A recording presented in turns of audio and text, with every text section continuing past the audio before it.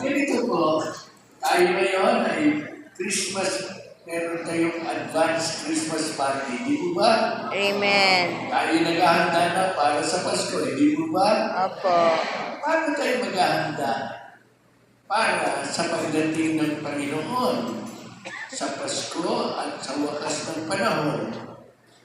Gayahin natin ang Diyos.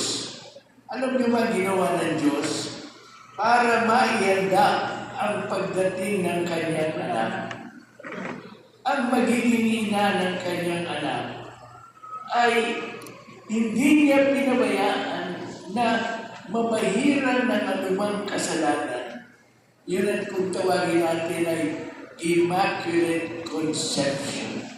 Sa pagkakapaglihi pa lang sa kanya, buhat ng siya maging tao, hindi na pinayagan ng Diyos. At ito naman ay dahil sa gagawin pagpapakasakit, pagkamatay muli, pagkawin ng kanyang anak.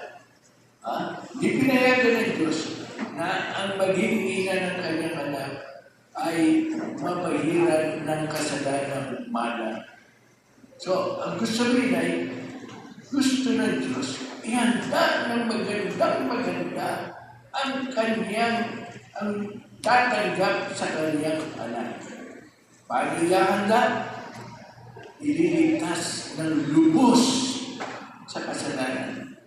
Sapagkat ang hadlang sa pagdating ng Panginoon sa ating buhay ay ang kasalanan. Kaya naman si Maria ginawang walang sala sa mula pa lamang ng kanyang pagiging tao. Kaya paano tayo maghahanda? Tayo naman, nagkaroon na ng kasalanan mana. Bawat isa sa atin, di po ba? Dahil sa kasalanan mana na yan, yung tayo binyagan. Pero nagkakasala pa rin tayo.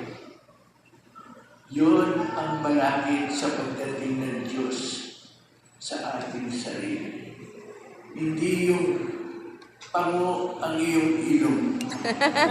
Hindi yung duling ang iyong mata. Hindi rin yung walang pera ang iyong bulsa.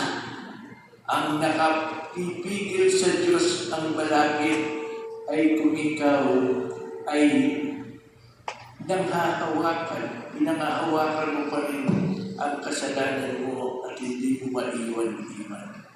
Kaya ngayon po, ang panawagan ni Juan sa ating Ebanghelyo, sabi, magsisi kayo. Nang sa ganon, mapabilis ang pagdating ng Diyos sa inyo.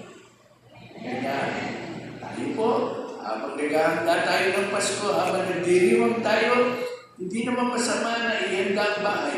Hindi masama na maghanda para sa Noche Buena. Hindi rin masama na mabili, mag-shopping. Lalo na kung sa Taytay kayo mamimili. Mura doon. Amen. Hindi po. Hindi yun ang malaki. Maganda yun. Baka natutulong sa atin yun. Baka magpapaligaya pa sa atin.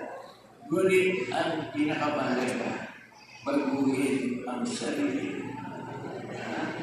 Yung pagkamakasarili natin, iwan, no? Ang paglilingkod at pagtulong sa kapwa, yun ang kasikasuhin. At magdasal tayo ng matahimtim na madalas. No? Katulad na ginagawa natin ngayon. At sa ganong paraan, pagdating ng Pasko, handang-handa tayo. Katulad ni Maria, na handang-handa nung alukin siya na maging ina ng tagapagligtas. Amen? Amen. Amen na. Tapos na rin ako.